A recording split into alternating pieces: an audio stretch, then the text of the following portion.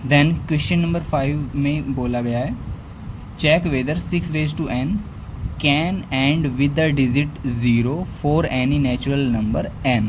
ये कहता है कि 6 की पावर कोई भी है n, यानी कि n के लिए आपको डेफिनेशन दे रखी है कि ये जो n डिफाइन किया गया है नेचुरल नंबर है, यानी कि 6 की पावर n नेचुरल नंबर यानी जो 1 से स्टार्ट होते हो, 6 की पावर 1, 6 की पावर 2, 6 की पावर 3। तो हमें 6 की पावर कोई भी है n जो नेचुरल नंबर है, तो उसका रिज़ल्ट जो है वो 0 से एंड होना चाहिए। हमें ये चेक करके देखना है क्या ऐसा है या नहीं। देन अब हमें देखना है क्या 6 रेज टू n का जो रिज़ल्ट है वो 0 पे एंड हो जाएगा। तो देखते हैं। हमारे यहाँ पर 6 रेज टू n और आपको क्या बोला गया कि n क्या है, एक नेचुरल नंबर है। n क्या है, नेचुरल नंबर। तो नेचुरल नंबर में हम यहाँ पे 1 रख के देखते हैं। देखो 6 रेज टू 1, तो 6 की पावर 1 क्या होगी, 6 ही होगी। अब n की वैल्यू क्या पुट करते हैं, 2, तो 6 का 2 यानी कि 6 का स्क्वायर क्या हो जाएगा, 36, यानी कि एंड कहाँ से हो रहा है, 6 पे एंड हो रहा है। 6 का यदि मैं क्या करूँ क्यूब, तो भी क्या हो जाएगा 216, तो भी कहाँ पे एंड हो रहा है, 6 पे एंड हो रहा है। तो यानी कि 0 पे तो एंड नहीं हो पाएगा। तो अब उसका रीज़न है क्यों नहीं हो पाएगा, क्योंकि देखो ये तो मैंने समझाने के लिए मैंने ऐसे लिख दिया, आपको सॉल्यूशन कैसे डालनी है वो यहाँ पे देखना है मेन। क्योंकि 6 रेज टू n हम कैसे लिख सकते हैं इसको, 6 को 2 × 3 लिख सकते हैं, और ऊपर पावर क्या है हमारे पास n। देखो कोई भी डिजिट है 0 से तभी एंड हो सकती है जब उसका जो प्राइम फैक्टर है वो 5 हो। सपोज़ कीजिए मेरे पास 10 है, तो 10 को मैं क्या लिख सकता हूँ, 2 × 5 100 है, तो क्या लिख सकते हैं इसको हम, 2 × 2 इंटू में 5 × 5। तो यानी कि जब तक मेरे पास 5 नहीं होगा तब तक लास्ट में 0 नहीं आ पाएगी। तो 5 का होना ज़रूरी है प्राइम फैक्टर के तौर पर। तो यहाँ पे देखो 2 × 3, लेकिन 5 नहीं है मेरे पास। अगर 5 नहीं है तो 6 की पावर आप कितनी भी लगा लीजिए 0 पे एंड नहीं हो सकता 6 रेज टू n। तो हम लिख सकते हैं यहाँ पे कि 5 is not a factor of, या प्राइम फैक्टर प्राइम लिख लेना, prime factor of 6 raise to n। या ऐसे लिख सकते हो और में 6 raise to n does not have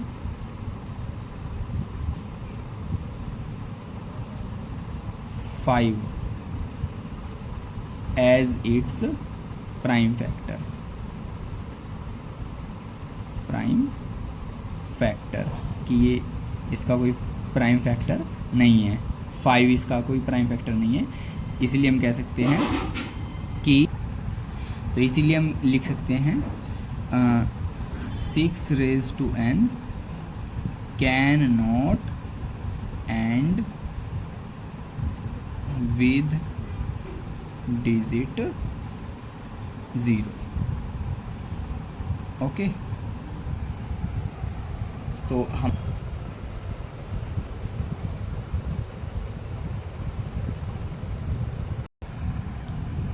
now explain why this number and this number are composite numbers. हमें ये देखना है कि एक्सप्लेन करना है कि ये दोनों कंपोजिट नंबर्स हैं। तो ये क्यों हैं कंपोजिट नंबर्स, ये देखना है।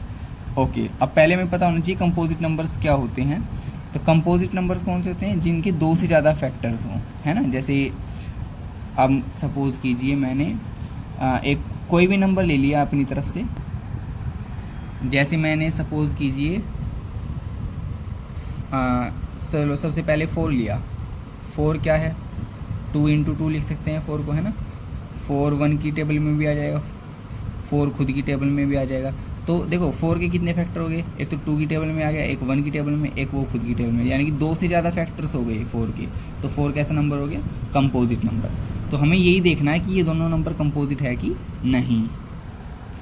देन अब ये मैंने फर्स्ट नंबर और सेकंड नंबर्स ये दोनों के दोनों मैंने लिख लिए हैं क्वेश्चन में से। तो देख ले, पहले फर्स्ट नंबर को देख लेते हैं ना, यहाँ पे देखते हैं बच्चों। तो मैं क्या देख पा रहा हूँ, यहाँ पे ये 13 और ये भी 13, तो कॉमन आ रहा है। ये इधर इतना तो है मल्टीप्लिकेशन में, और ये प्लस का साइन है, ये इधर है, तो दोनों में से 13 कॉमन आ रहा है। तो हम क्या करेंगे, 13 को कॉमन ले लेंगे। 13 कॉमन हो गया हमारे पास, 13 कॉमन हो गया। तो हम क्या लिखेंगे, यहाँ पे जब 13 कॉमन आ जाएगा तो अंदर क्या बचेगा, अंदर मेरे पास बचेगा देखो 7 × 11 इंटू में, अब ये 13 तो बाहर आ गया, ये 13 तो यहाँ पे आ गया, तो क्या बचेगा यहाँ पे 1, क्योंकि देखो 13 1 ज़ा 13, अब यहाँ पे प्लस है, 13 हमने बाहर ही ले लिया तो 1 ही बचेगा, 13 1 ज़ा 13।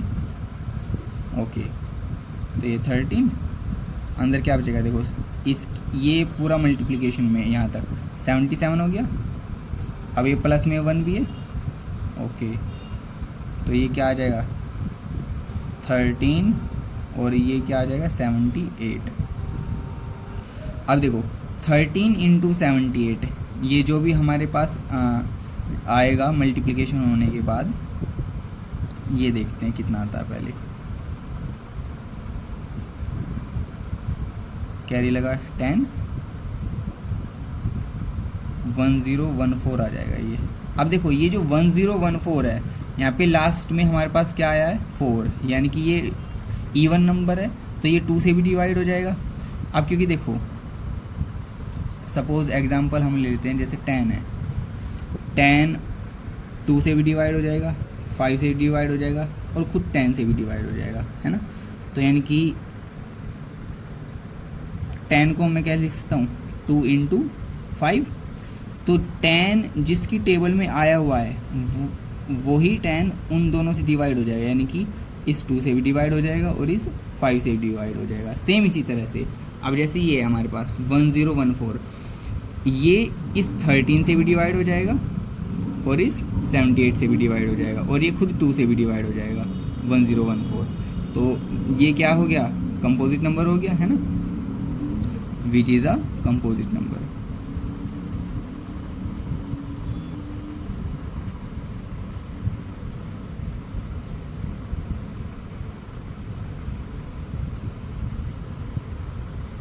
अब सेकंड नंबर को देख लेते हैं, है ना। सेकंड नंबर हमारे पास क्या है, ये हमारे पास सेकंड नंबर दिया हुआ है। तो यहाँ पे सेकंड नंबर में देखो, सेकंड नंबर में मैं क्या देख पा रहा हूँ, यहाँ पे भी 5 है मेरे पास, एक 5 मेरे पास यहाँ पे भी है, तो ये दो हमारे पास 5 आए हुए हैं, तो इनको हम कॉमन ले लेते हैं। देखो 5 बाहर लिया, इंटू में अंदर क्या बचेगा देखो 7 × 6। अब क्योंकि देखो 5 को हम बाहर ले चुके हैं, तो यहाँ पे कुछ नहीं बचेगा, 1 बचेगा, क्योंकि 5 1 ज़ार ऊपर 5 बचेगा मेरे पास, इंटू में 4, ये बाकी सारे एज इट इज़, इंटू में 1, ये यहाँ पे देखो 1 के बाद प्लस का साइन है, यहाँ पे प्लस लगाएंगे, 5 हमने बाहर ही ले रखा है, 1 बचेगा। ओके 5।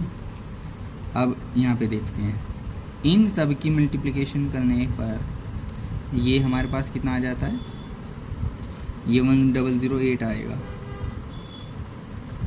करके देख लेना 1008 ही आएगा, और प्लस में हमारे पास क्या है 1, तो 5 मल्टीप्लाई 1009, अब 1009 लिखेंगे तो कितना आ जाएगा, ये 5045 आ जाएगा जब हम इसकी मल्टीप्लाई 5 से करेंगे। तो अब ये 5045 क्या है, इस 5 से भी डिवाइड है, ये 5045 इससे भी डिवाइड है 1009 से, है ना। और क्योंकि देखो ये किसी और से भी डिवाइड हो सकता है, तो यहाँ पे हम क्या देख पा रहे हैं भाई, जो ये 5045 है, क्या ये 3 से डिवाइड हो सकता है या किसी और डिजिट से, है ना। तो ये जो 5045 होगा हमारे पास। तो यहाँ पे देखते हैं, तो ये जो 5045 है, ये मैं देख पा रहा हूँ ये किस किस से डिविजिबल है। एक तो 5 से डिविजिबल है, एक 1009 से, एक ये खुद 1 से भी डिविजिबल है ना। तो दो से ज़्यादा फैक्टर हो गया भाई, तो 5 इसका फैक्टर हो गया, एक 1009 इसका फैक्टर हो गया, एक 1 भी इसका फैक्टर हो गया, और एक खुद ये पूरा का पूरा 5 इंटू 1009, ये पूरा का पूरा इसका फैक्टर हो गया। तो 3-4 फैक्टर्स हो गए इसके। तो इस ये भी क्या बन गया हमारे पास, composite number, which is a composite number. ये भी हमारे पास क्या बन गया, एक कंपोजिट नंबर बन गया। तो हमें यही देखना था क्या ये दोनों नंबर्स कंपोजिट हैं। तो हाँ, ये दोनों के दोनों नंबर्स कैसे हैं, हमारे पास कंपोजिट हैं।